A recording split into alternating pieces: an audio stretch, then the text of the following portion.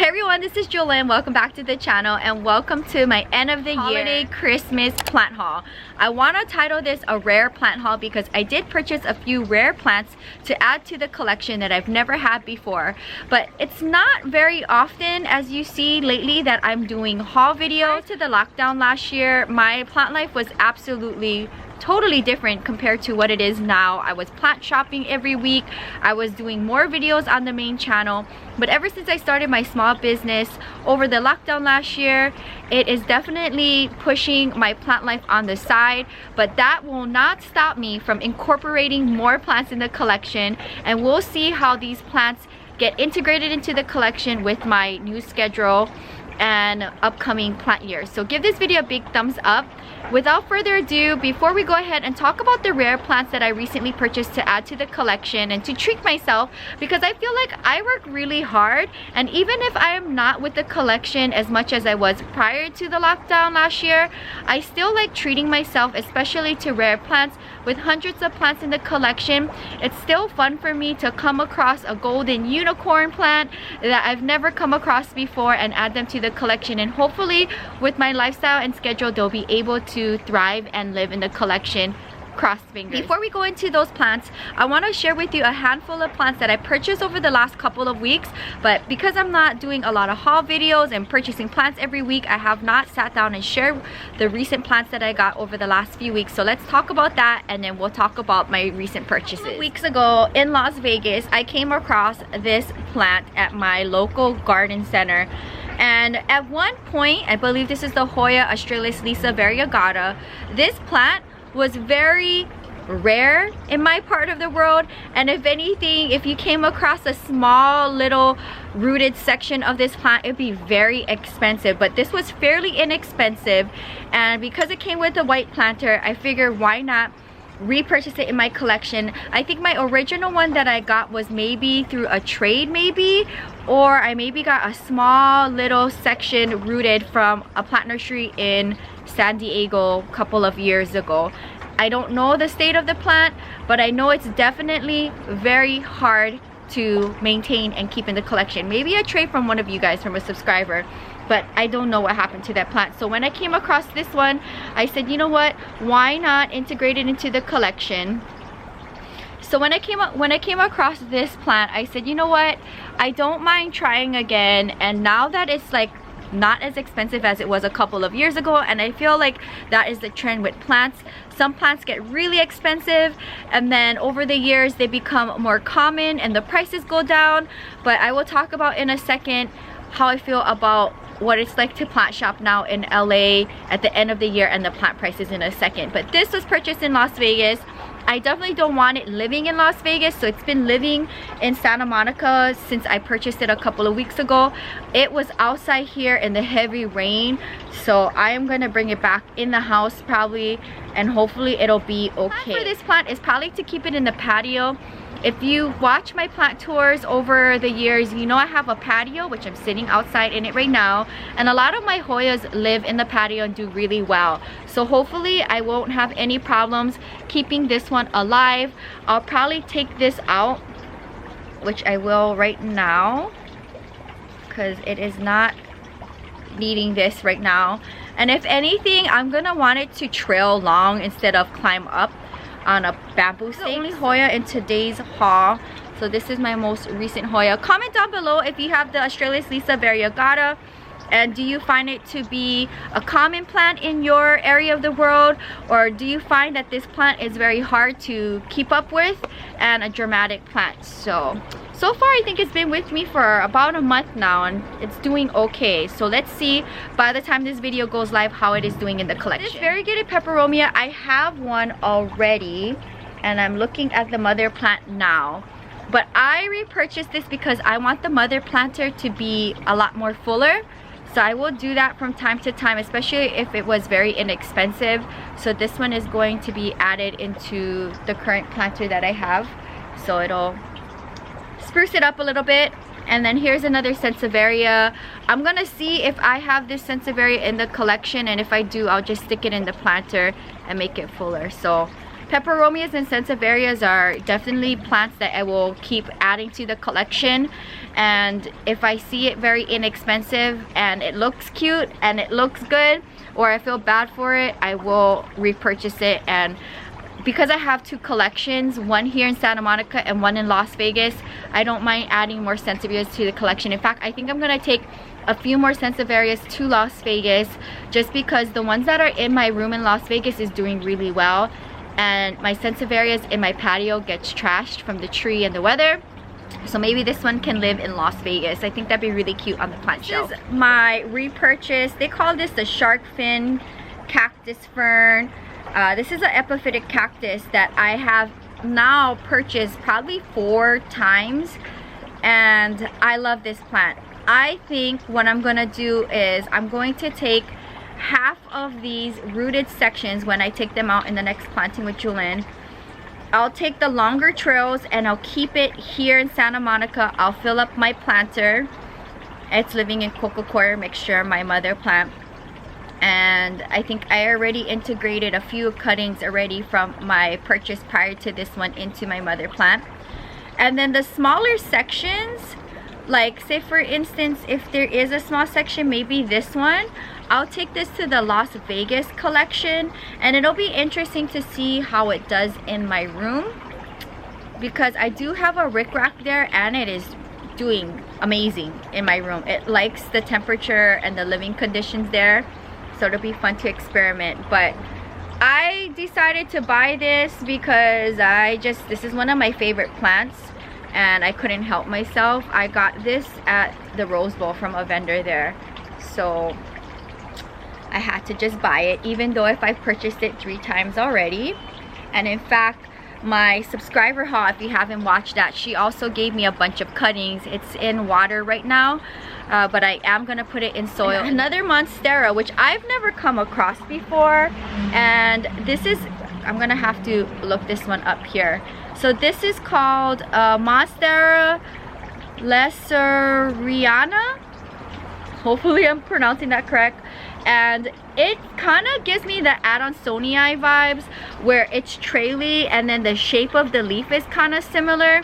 And I know when the plant matures, they will split, but not as much as the Adansonii. So I wanted to integrate this into the collection because I've never seen this monstera before.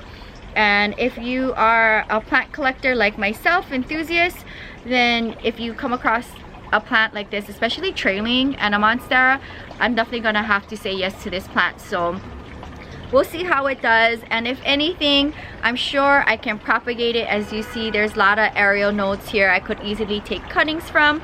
But comment down below if you have this monstera in your collection or in your part of the world, and do you find it to be a rare plant or a common plant? For me, I've never come across this plant in person before. This is the first time coming across this plant, so I consider this plant a rare plant, and out of all of my plant years, I've never come across this plant in person.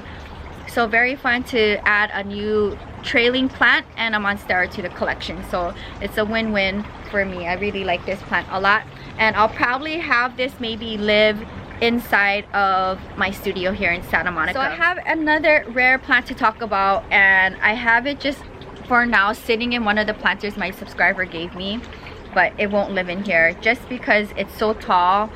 I don't want it tipping over while I was sitting to be filmed for a haul video. So this, I believe, is a philodendron lemon lime, if I'm not mistaken. And I came across this plant and I'm like, what is this thing? Philodendron lemon lime. Like, have you guys ever seen this philodendron before? Like, take a look at how oblong the leaves are and just the neon color to it. I have a beautiful neon pothos in my studio, doing really well on my plant shelf that I have there. And I love neon foliage. Like, it's very, I feel like not as common to come across foliage this neon when you plant shop. That's just me. So when I came across this plant, I was like, I've never seen this philodendron before. I love this bright neon foliage, and just the shape of the leaves is so different. I love philodendrons. I collect them as well. So this was very fun to come across, and we'll see how I style this plant. I may want to stake it up on a pole. Happy to have this one in the collection, and I've never come across this plant before. Comment down below if you have this plant, first time seeing it. Is it common? Is it rare in your part of the world? To wrap up today's video, I came across another rare plant, and I don't think I've seen this plant ever before in person. This is the Alocasia frosted heart. So I decided to invest in this plant. It's my most expensive plant in today's haul. It cost me well over $100, and I decided to treat myself and the channel to this plant because I think it's gorgeous, and I worked really hard this year, and it's nice to be able to have these rare plants come into the collection every now and then.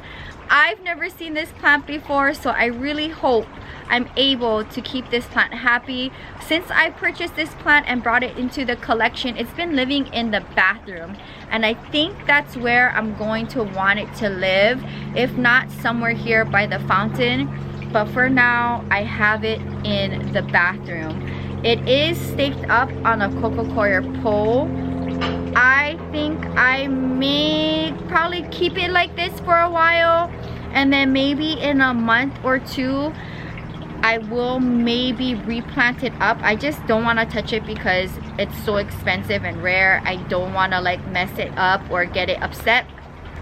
But comment down below if you have this Alocasia, and do you find it to be rare or common in your part of the world? Do you have the plant, and do you find it to be a little bit more friendlier to have in the collection compared to other Sigoniums? I would love to know. This is a very interesting plant, and I've never seen an Alocasia like this before. I know Alocasias can be very hit or miss, and I love Alocasias.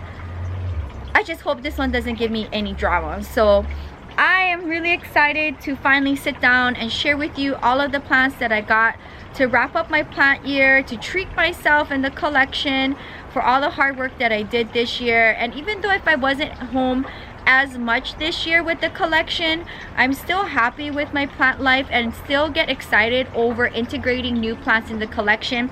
And I still repurchase plants if there's something that calls me that I may want to re-add into the planter, which you'll see me do or have done in the past. And I can also integrate them in my other collection in Las Vegas. So that is going to wrap up today's video. I hope you guys enjoyed seeing the last few plants that I'm integrating into the collection for the end of the year, treating myself for the holiday season.